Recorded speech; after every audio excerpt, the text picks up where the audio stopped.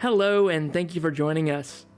This is the fourth of 4 Climate Bite episodes we recorded as part of this year's ART+CLIMATE = Change 2019 festival by ClimeArt. This makes it the last Climate Bites, which is quite bittersweet. We've learned so much from these 4 episodes, from the excellent guests both inside the University of Melbourne faculty and outside, the excellent moderator who wrangled it all together, Dr. Renee Beale, from the Royal Society of Victoria. We learned about water, about food, about fashion, and lastly today, how we interact with nature through the lens of the law. I'd like to take a moment to thank ClimeArt for making it possible to record these sessions and release them as podcasts for you, meaning if you weren't there, you didn't miss out. And even if you were there, you can re-listen and pick up on more that you missed anytime you want. And so without further ado, here's episode 4 of our Climate Bites miniseries. Enjoy!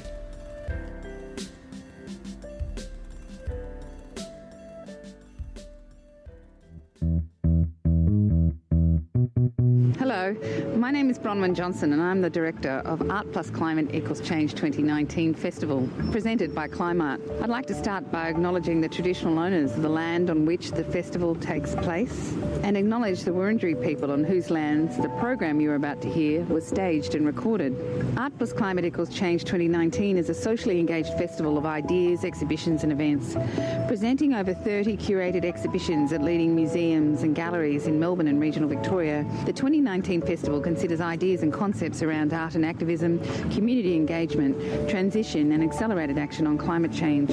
In this festival, artists, curators, scientists and policy experts envisage a world where we protect and care for our Earth, from the river systems, oceans and lands to the air we breathe. As we know, actions to reduce global warming will only arise from communities based upon fairness, Indigenous knowledge, cooperation and through valuing the arts and sciences. Let's join now with the artists, curators, scientists and policy experts through this festival program, Climate Bites, at the Living Pavilion at the University of Melbourne.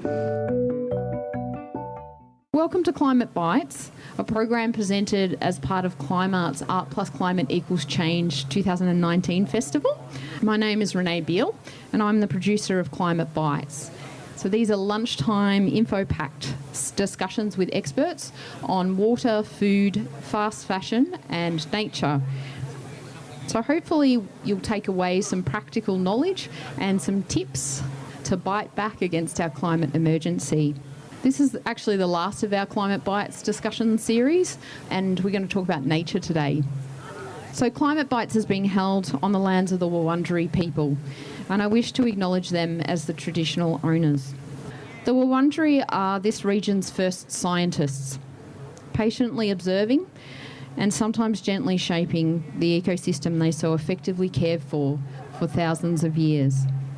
As a scientist who studied at this great university, I am humbled by the deep knowledge of the Wurundjeri and other Indigenous communities, and I feel incredibly grateful for their generosity in reaching out to educate and work with scientists in how we can best care for country together. Now to nature. Humans delight in and find themselves in awe of nature. The soaring kestrel, a rugged mountain range, the beauty of flowers, birds and beetles. Yet humans have plundered nature's riches. And according to the recently released UN Biodiversity Report, brought more than 1 million further species to the brink of extinction worldwide. In Australia, the pressures of climate change, pollution, land clearing and invasive species place more than 1,800 plant and animal species and woodlands, forests and wetlands at risk of extinction. What role can the law play in protecting nature? What role can individuals and communities play? Instead of well-trodden ancient Greek philosophical views that nature is all around us, but somehow separate from us, how can we change or reshape our beliefs so that we acknowledge that humans are part of nature? Nature is within us. Nature includes us. Care for ourselves, therefore, must then include care for our environment. Nature creates music for those who listen. How can we hear the lyrics and lend our voices to protect nature's song? Joining us today for this illuminating discussion on the Thursday, the 16th of May, and to help unpack some of the questions are Professor Lee Godden and Professor Mark Elgar. So I'm just going to give you a little bit of a bio of our panel today so that you know who you're asking questions of and what their expertise is. So Professor Mark Elgar is Professor of Evolutionary Biology and Animal Behaviour at the University of Melbourne. His research explores sexual selection, social behaviour and chemical communication primarily in birds and insects. He has been investigating how air pollution may be interfering with insects' capacity to communicate and ability to thrive. Professor Lee Godden is the Director of the Centre for Resources, Energy and Environmental Law at the University of Melbourne. Her work engages with public interest issues such as the impact of climate change on environmental law and water law, land rights and economic development for Indigenous communities. So to start us off today, I'll ask the first question of the panel, but if you'd like to ask a question, please just raise your hand and we'll fit you into the discussion as we're going along. Also, I've been asked by Mark, who's doing the podcast, he'll run over and make sure he captures your question with his microphone. Lee, now scientists are now starting to discover incredible evidence about plants actually communicating, as well as, we kind of are aware that animals have their own language, but plants are something that perhaps we haven't necessarily been aware that are actually doing a lot of chatter amongst themselves. Is some of that research actually filtering into environmental law at all, or is that something that's sort of not quite there yet? I think this is an important way of breaking down some of the stereotypes about the way in which law plays a role in addressing issues such as climate change, its engagement on environmental questions of protection and so on. Because, in fact, there is research by my colleague Afshan Akabari about how law might tap into those ideas of plants communicating. And this represents a part of a change where law is very much engaged in thinking about how it manifests in a direct spatial, time and scale sense in the environment. So this has been part of work that is not only there in environmental law, but some of my colleagues in the law school actually deal with the question of law and sound. And so we have had a lot of work come through around, for example, law and aesthetics and how that informs our understanding of concepts that are embedded in law, such as property law, such as giving effect to environmental protection through World Heritage. So I'd really like to have questions that engage with this wider understanding that we are starting to bring to law, which is that we've been deaf for so long to lots of voices that we're now just starting to understand. Does anyone have any questions for Lee on that, or will I allow that to percolate in your minds while I build another kind of complex layer on that, which is some of Mark Elgar's work understanding communication within insect and bird populations. Do you want to start speaking a little bit about some of your work, particularly as it relates to humans' impact on communication within insect and bird populations? Sure. So it's certainly true that there's a great deal of sound kicking around that we may or may not hear, and some sound which actually interferes with our ability to hear. For example, vehicles going past on the roadsides.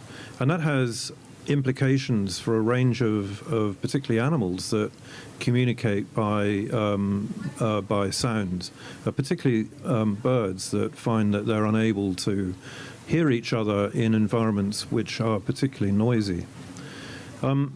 And there's a lot of research kicking around, or I should say research that's been undertaken that demonstrates that either birds will, for example, moderate the sounds that they make to compensate for the background noise, or in other instances, they're not able to thrive particularly well. One of the things that members of my group work with is another form of, or another modality of communication, which is smell. As humans, this is not something that we appreciate particularly well because we're actually not very good at detecting smells, except the most obvious kind. But for an insect flying into, for example, a meadow with a large number of flowers, it's faced with an extraordinary challenge of being able to detect the odor of particular flowers that are suited for pollinating, for example, by that insect. So there is a cacophony of odors out there. We're not able to detect chemical signals or chemical odors as a form of communication different from sound. Is that you can hear me simply by the vibrations that go through the air which your eardrums pick up. But if we communicated by smell, for example, if I was wearing a perfume, then the only way that you would be able to detect that odor is if those perfume molecules actually interacted with the receptors that you find in your nose. In other words, the communication is quite different because it actually involves a physical entity moving through the environment. And one of the problems, an emerging interest amongst very few scientists at the moment, is how our polluting the air is having an effect on the ability of insects to communicate. And this operates in two ways. The pollutants in the air actually degrade the odor so that it doesn't reach its intended receiver. And the other damage, or the other form of pollution, is that the small particles that are found in the polluted air will aggregate on the body of insects, including on their antennae, and that makes it difficult for them to detect those odors as well. We think that this may be a part of the contributing factor that's responsible for the massive decline in number of insects that we see globally. And we might tend to think that this is an urban issue, but don't forget these pollutants, these air pollutants, travel great distances. And so this would explain why we're seeing declines in insect numbers both in rural and urban areas, but also in what might otherwise seem like a pristine environment. Is it at all reasonable to think that if we have a massive decline in the amount of insects that we can expect a functioning biosphere? Or is that really naive to think we can survive without insects? The question is, should we care? And for those of you who work or have been affected by malaria or don't like getting bitten by mosquitoes, I would imagine that you would feel good about the elimination of mosquitoes. I certainly do, even though I'm quite passionate about insects. But more broadly, they are massively important. So there are two groups of insects that allow us to eat vegetables. To some extent, bees, and to perhaps a greater extent, a group of flies called hoverflies. They're important because they pollinate. You don't get tomatoes unless your flowers are being pollinated. So no insects, no pollinators. And there are heaps of other insects that have what we call these, we sometimes refer to them as ecosystem engineers. And they're critically important for a range of functioning activities. So yes, absolutely we should care about insects, even though they don't necessarily have the charm of the charismatic megafauna that people get very excited about. But they probably have more impacts on life than panda bears. So are they able to adapt to climate change? It depends a little bit on the kind of insect that you're talking about. But the ability to, when you say adapt, to change to changing circumstances depends on the generation time of insects. And most insects have a very short generation time. So flies, for example, will go through from egg to adult and die, within weeks. Other insects that many of you may have encountered, some of the beautiful stick insects, for example, will live a lot longer. Honeybee queens live for about 30 years, I think, or can live up to that long. So being an insect doesn't necessarily mean that you're short-lived, but for bees in particular, the ability of them to adapt to change is actually tougher because their generation times are quite slow. A whole nest has to grow into a stage where they're starting to produce reproductives, and those reproductives, in fact, it becomes even more complicated than that because the workers that might be affected by the environmental change, the genetics of changing those becomes more complicated because they aren't actually reproducing. But I guess I'm just saying it's more complicated. But because insects are short-lived, the tendency of people to think is, yes, they will adapt very quickly. And some can and some can't. But the other thing, too, is that to adapt, you require the genetic variation, the variants that would allow that kind of change to take place. Can I also just come in on a point of intersection with law there? Because many of the endangered species lists and so on typically downplay the importance of insects, and you were talking about megafauna. What we have in many of our existing laws is a bias, if you like, towards megafauna and protection of megafauna. And so updating and ensuring that we give attention to a wide range of biodiversity is a really important thing that we're just starting to think about, thinking about habitats rather than just species in a whole range of laws. So those are at least the beginnings of a recognition that we need to take into account insects. There's actually, if I might just add a complication to that too. So there's only, I think, globally a single wild population of dromedary camels, and they're found in Australia. So a massively endangered species globally is actually a pest environmentally in Australia, and the same goes for rabbits. So in certain parts of Europe they're considered to be endangered. Foxes are endangered in Britain. So it becomes really complicated, I think, particularly in a legal context, and my view is the easiest way of getting around that is to stop thinking about species, think at habitat, and those parts of issues cease to be in effect. So yes, looking at brumbies is a wonderful thing, but a very modern thing in Australia. But from a plant perspective, you know, if you heard a plant scream every time it got crushed by a brumbie, you would probably have a slightly different view about their appropriateness in, for example, mountain ranges.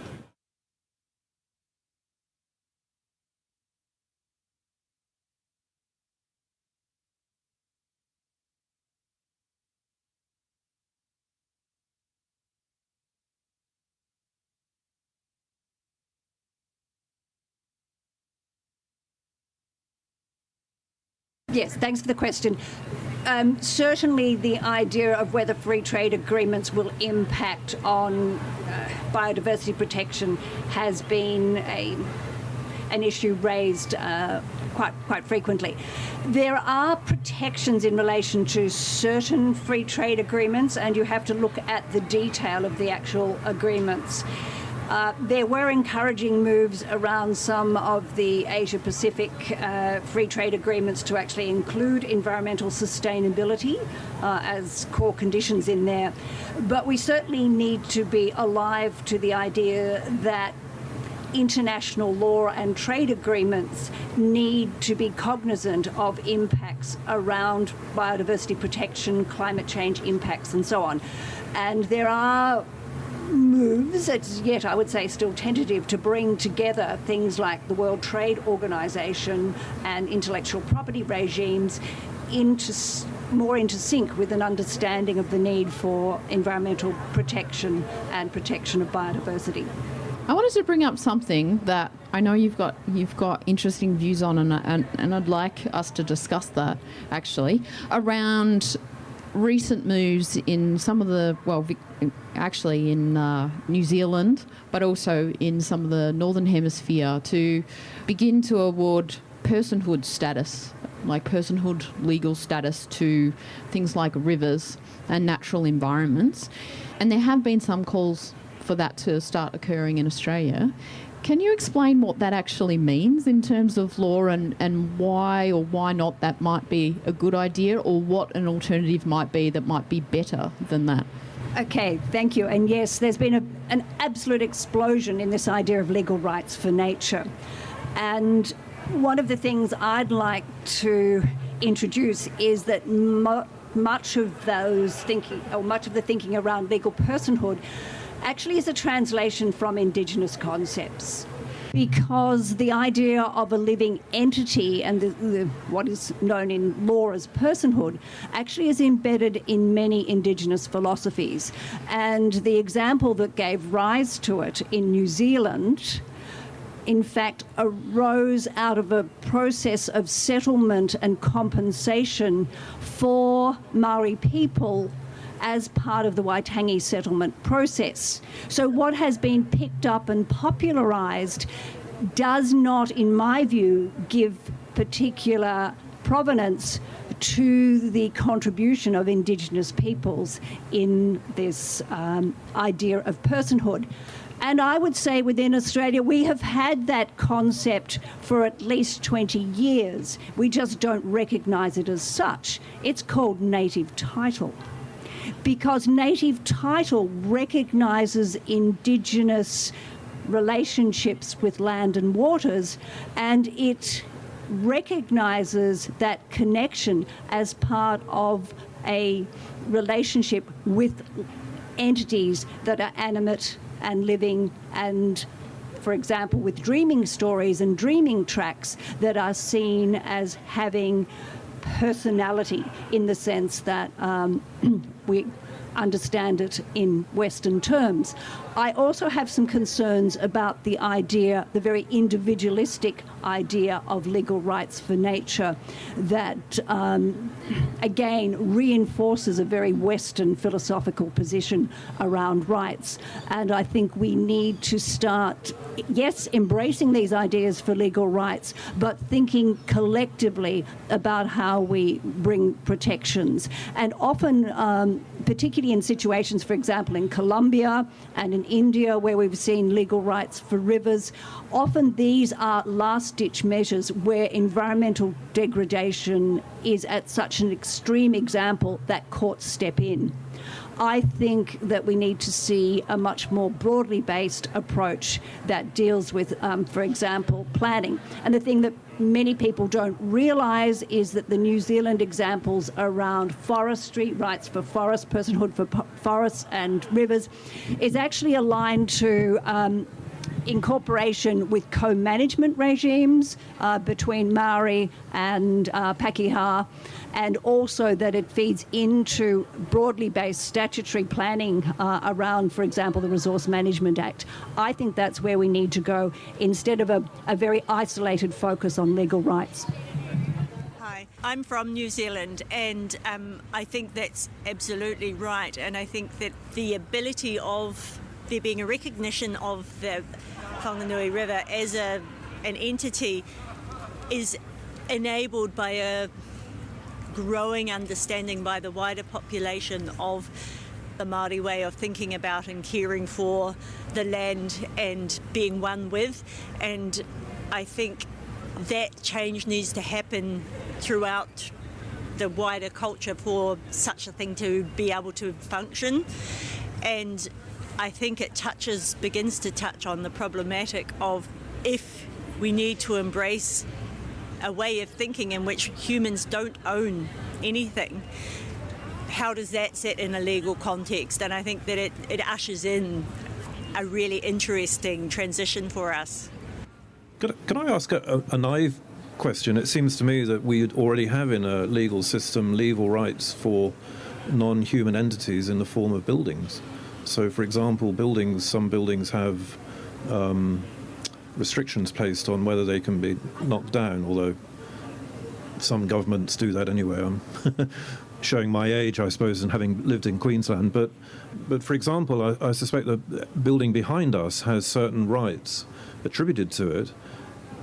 How does that differ then from natural? Would that be a model that one could use? In fact, the legal rights for nature draws on long-standing ideas around corporations and non-human entities such as companies, which we have accepted have certain powers and duties and rights.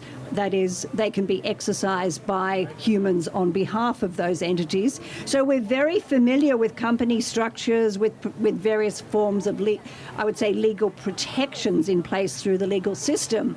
So that's another reason for us to think about whether the legal rights model is, and certainly it's the personhood model actually goes back to a corporate structure, and the recognition of corporate ideas goes back, for example, to the church. So we've long recognised human constructions, both physical and institutional, as having rights. So it's very belated that we come to that understanding in respect of nature. What laws are in place when, for instance, this offset plan is used to justify going ahead with a dangerous project, and then there's no money to actually, fulfill that? Where is the legal recourse for us to be sure that there's going to be enough money if they do decide that they can't afford the programs that they've promised or whatever? Thank you. Yeah, no.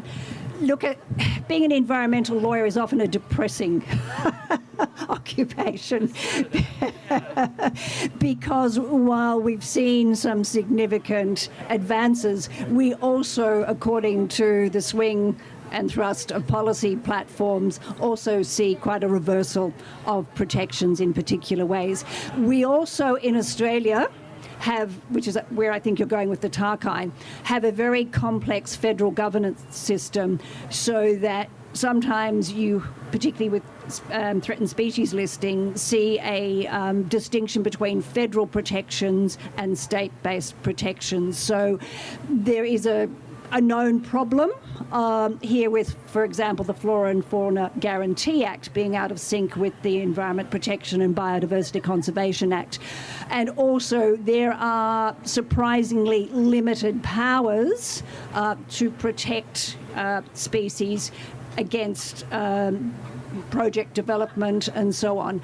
And I'm looking at the beautiful work on restoration here, and we're only now starting to see widespread use of what are called offsets, restoration offsets in relation to project development. Now, that is very much a compromise where we still let the development go ahead, but we then say, okay, you put conditions on that you must restore so much, maybe not even on the site. Often it will be off-site.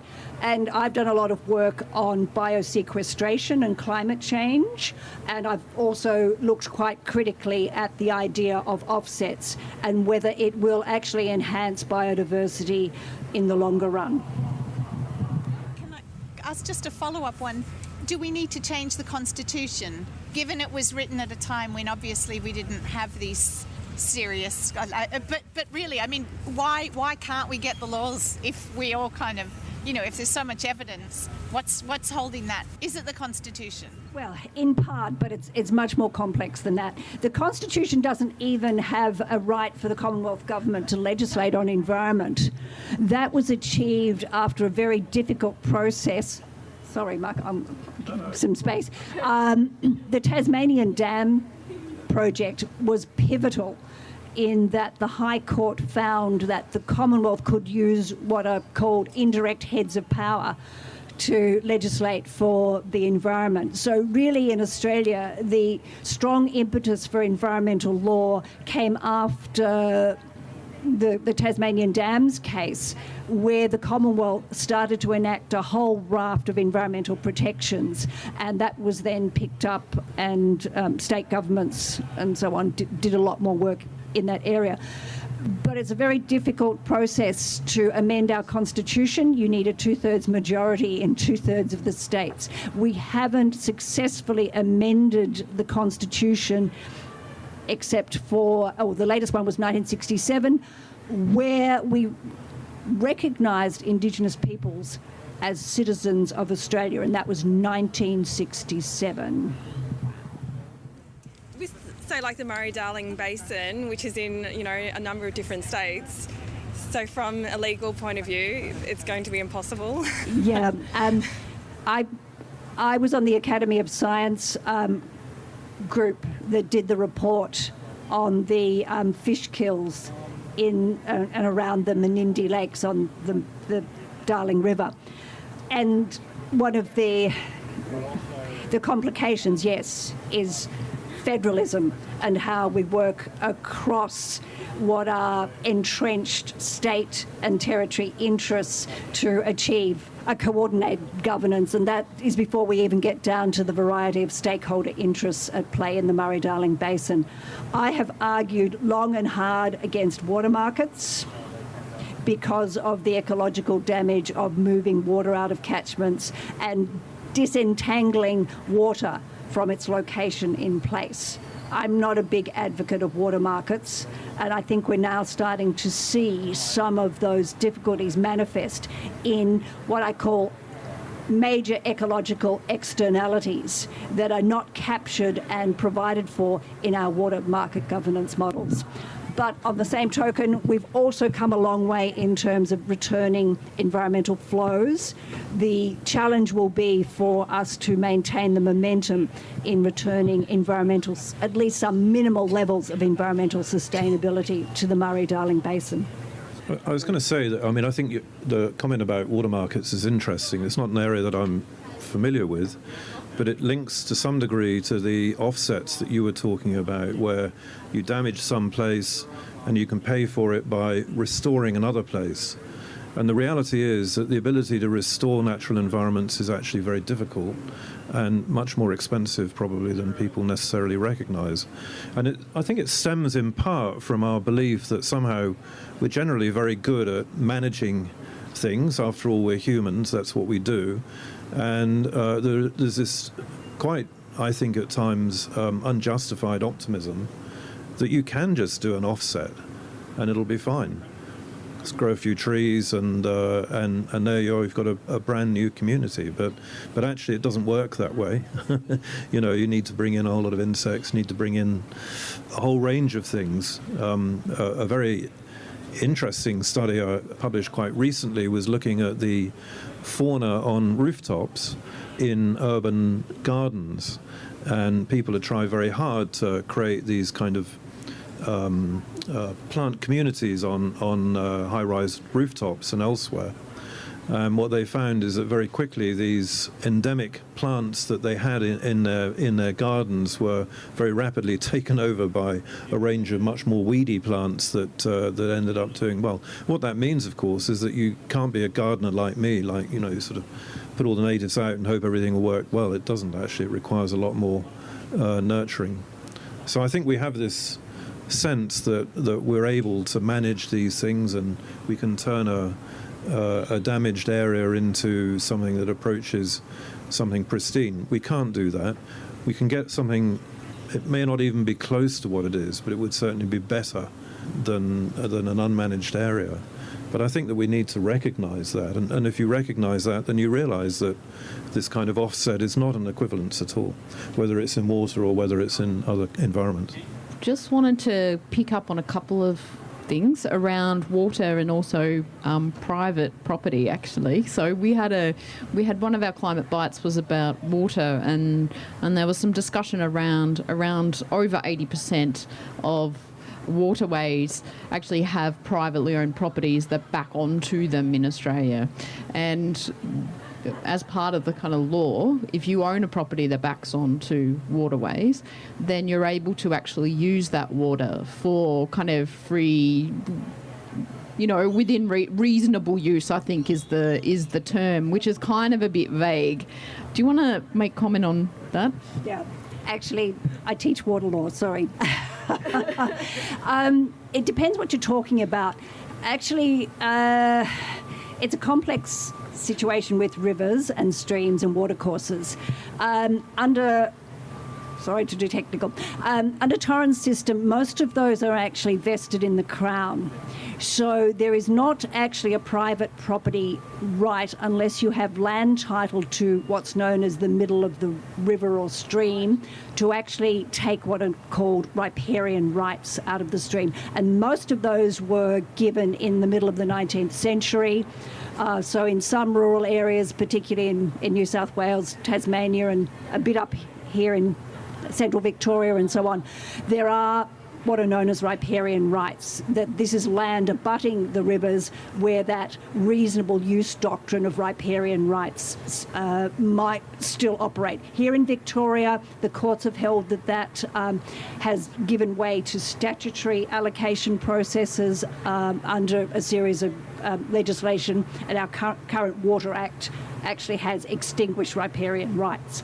So for people, they feel they may have rights. There are existing what are called stock and domestic uses. So if you are travelling or you want to access those stock and domestic rights, now those are meant to be very, as the name suggests, very confined rights. So those still exist. I understand that our water authorities have an eye to perhaps bringing those into the allocation net as well. So it'll be an interesting question. But I'm not quite sure where it should fall, hopefully to both of you. But when we're looking at law and when we're looking at questioning, for instance, a decision like the approval for, the water bits of the Adani, because they basically forced the CSIRO to push through this really dodgy, vague claim that the coalition could vaguely rely on.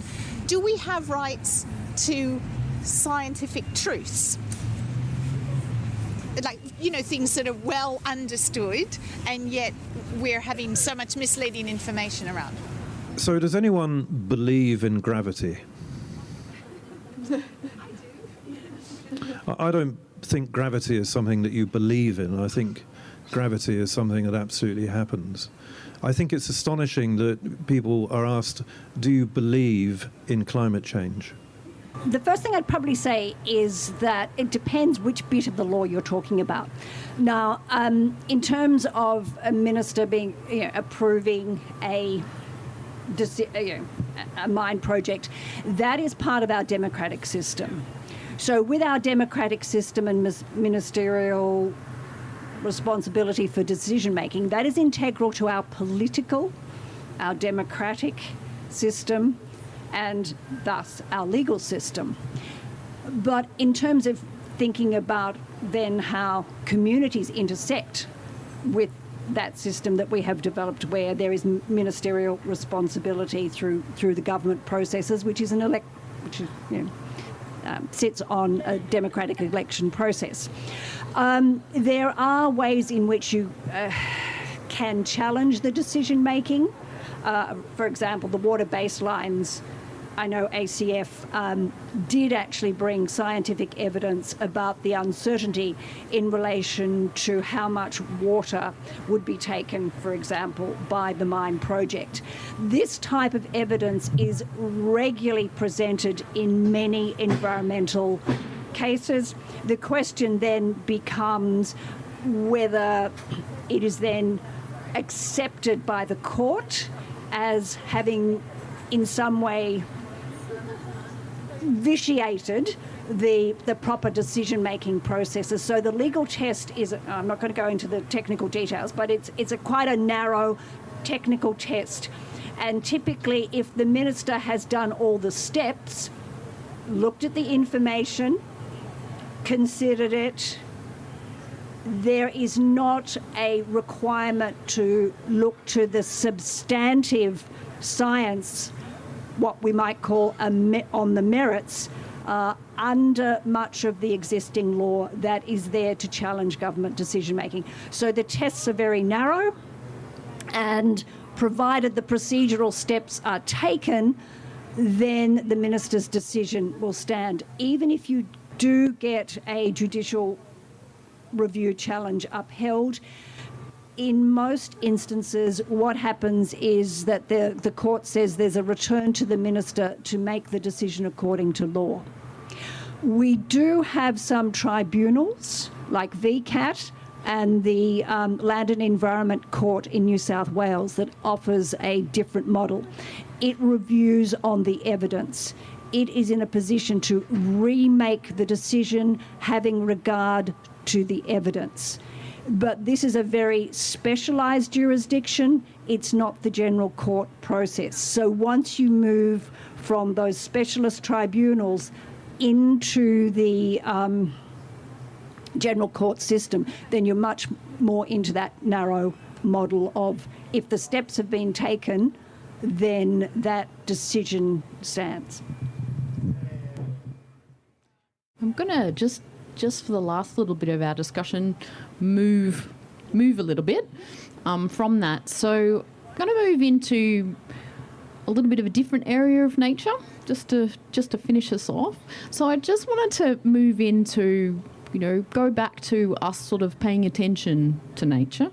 And move into some of the stuff that I know Mark's working on, and I think this will hook in nicely with some of your research around art and aesthetics and law. So around bioinspiration and biomimicry and paying attention to nature and what humans can learn from nature. Do you want to talk about some of your work, Mark, first?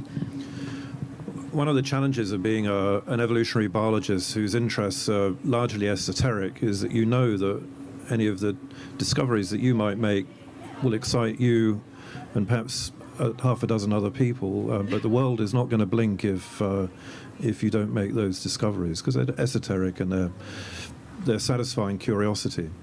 So as a biologist in that area, it's often a bit of a challenge to justify what you do to the general public, who typically say, well, as a taxpayer, what's in it for me? And most people in my area have moved more towards the kind of conservation area as saying, well, our understanding of natural systems will help conservation, and some of that's true and some of it's probably a little bit of wishful thinking. One of the areas that we've started working in my group is really does have genuine impacts on human activities, and I suppose in some ways adds value to our natural systems, and in particular to understanding natural systems. So colleagues and I have set up an initiative funded by the university, which is trying to bring together people from engineering, from architecture, from biology and elsewhere to think about natural solutions to essentially human problems. So to give an illustration of that, some of you may have been on the very high-speed Japanese trains, and a problem for some of the new trains that were being built was they were going so fast that when they entered a tunnel, the air pressure was such that it created these sonic booms, and so passengers inside the train would sort of have this very uncomfortable sensation. And the problem, I think, from a physics point of view, is that you are essentially going from essentially one medium to another, from one air pressure to another. This is an issue that kingfishers routinely deal with when they're trying to catch fish, because the kingfisher is in the air, so the kingfishers being like kookaburras. The kingfisher is in the air, but the fish are in the water, so a kingfisher that's diving into the water, terns do the same thing in the sea, has a real problem making sure that the water goes beside their bill, but doesn't push the bill up into their head, in which case they no longer survive.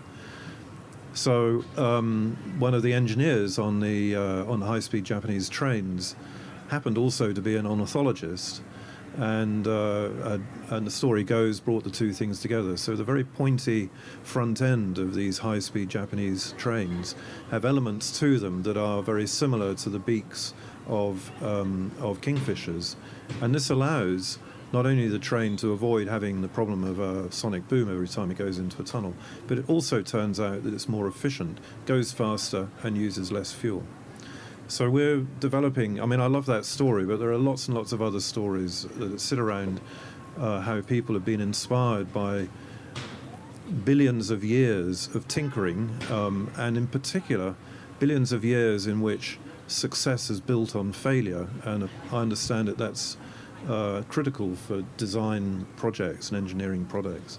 That there are probably heaps of solutions out there to problems that we're faced. And provides, I suppose, in part a modest justification for doing the kinds of things that we do. And I'd like to pick up on the interdisciplinary influences on law and talk about law and aesthetics, because if we are to bring a sense of wonder that that often brings us to that impulse for environmental protection and better recognition of nature, then we need to think about not just giving quite sterile legal frameworks that don't address what we sometimes call the effective ideas behind it. So there's been a strong movement in the law and aesthetics area, for example, to start thinking about engaging with art, with music, with design, and in fact there's a lot of work being done cross-disciplinary between law and design at the moment, to bring those sorts of understandings into, for example, thinking about processes for endangered species or habitat. How, for example, should a court or an international court, or how should a government tribunal or government representatives at something like the World Heritage Convention meetings, how should they think about bringing those emotions, those design principles, that alternative thinking into what has been a very technical law space? So that's some of the work that's going on at the moment. And my PhD student, Alice Palmer, has expertise both as a lawyer. She headed an international environmental advocacy group for many years, but she also has a background in art and aesthetics. So she's bringing those sorts of understandings to think about how images of environment, which are the basis, for example, for a whole range of protections, such as World Heritage protections, how they might be better understood and interpreted in these international legal forums, so that we have a better sense of the way in which, for example, treaty interpretation might include some of those connections to place and our emotive response to nature that needs to be a driving force if we are to expand protections. Fantastic. That sounds like a good place to finish up. However, if you still have a few questions for the panel, Mark and Lee have kindly agreed that they'll hang around for another 5 or so minutes, so please come up and have a chat with them. If you could thank our panel today, that'd be fantastic. And thank you to all of you for your fantastic questions and engagement today. Thank you. This has been a production of Climactic, a podcast collective helping local communities tell their extraordinary stories. It's our mission to help elevate the voices of the everyday heroes we're surrounded by, and inspire, sustain, and motivate the climate community. We love working with local environmental groups, individuals, nonprofits, and social enterprises.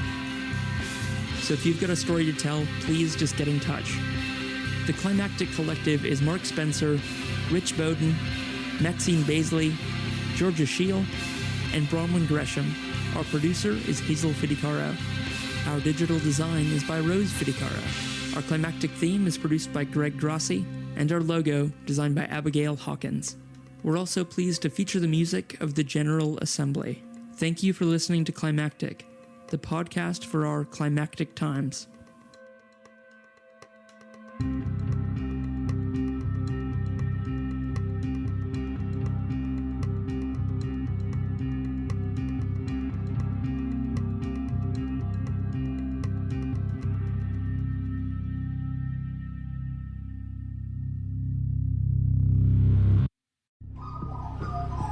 The Climactic Collective.